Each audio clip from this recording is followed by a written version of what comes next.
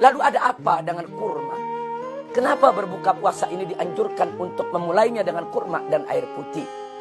Kurma mengandung glukosa yang sangat tinggi.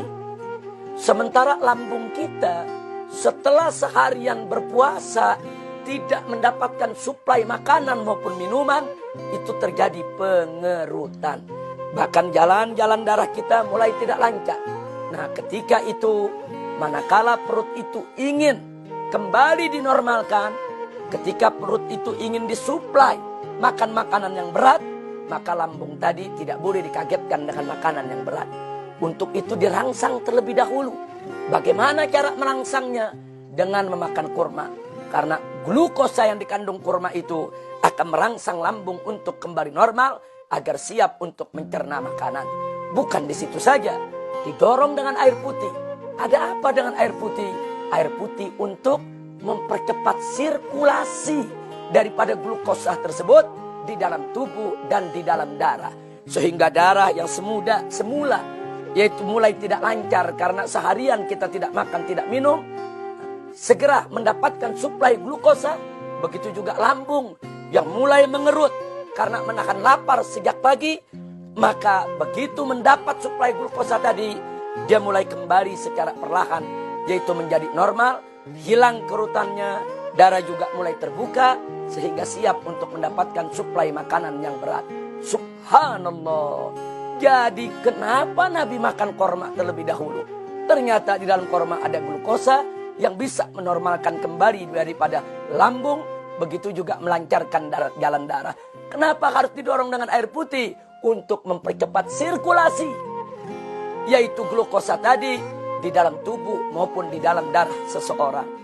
Lalu, kenapa setelah itu Nabi tidak langsung memakan makanan yang berat? Di sini yang perlu kita catat. Setelah lambung tadi mendapatkan suplai glukosa yang dikandung oleh kurma, setelah air putih membantu percepatan sirkulasi, maka lambung dan seluruh jaringan tubuh kita membutuhkan beberapa saat agar kembali menjadi normal lagi. Ya, membutuhkan beberapa menit waktu, membutuhkan beberapa waktu jeda agar dia bisa menormalkan, yaitu kondisinya kembali di dalam menerima suplai makanan yang berat. Nah, karena itulah Nabi melaksanakan sholat maghrib. Dengan beliau melakukan sholat maghrib, beliau berzikir. Itu waktu bisa 5-10 menit. Nah, itu bisa digunakan untuk melaksanakan sholat dengan zikirnya. Dalam waktu 10 menit, maka sirkulasi yang terjadi di dalam tubuh, glukos yang disuplai oleh korma tadi, itu akan kembali menormalkan jaringan tubuh kita untuk siap menerima suplai makanan berat. Ditambah lagi, sholat itu ada gerakan-gerakan. Ada berdiri, ada ruku, ada i'tidal, ada sujud, ada duduk. Yang gerakan-gerakan ini makin membantu sirkulasi glukosa tersebut agar lebih cepat memulihkan daripada lambung maupun organ-organ pencernaan yang lainnya. Subhanallah. Pantas Nabi sholat maghrib dulu, pantas Nabi zikir dulu, pantas sebelumnya Nabi makan kurma dulu, didorong dengan air putih dulu. Setelah Nabi selesai melakukan sholat dan zikirnya, barulah beliau memakan makanan yang berat. Biasanya beliau memakan roti yang terbuat dari gandum, ditambah dengan dagingnya. Ini semua makanan keras. Seperti kita di Indonesia memakan nasi, kemudian dengan lauk pauknya. Ini semua makanan keras.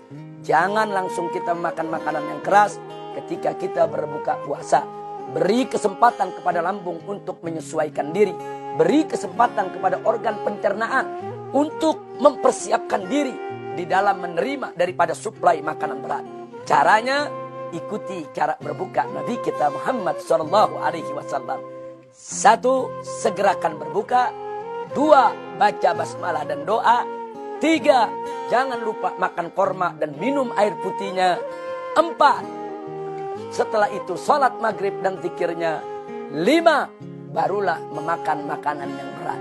Insya Allah, kalau kita lakukan puasa dengan cara Nabi SAW, bukan hanya kita mendapatkan pahala, akan tetapi lebih daripada itu, kita mendapatkan keberkahan dan kesehatan kita bisa terjaga. Amin ya Rabbal Alamin.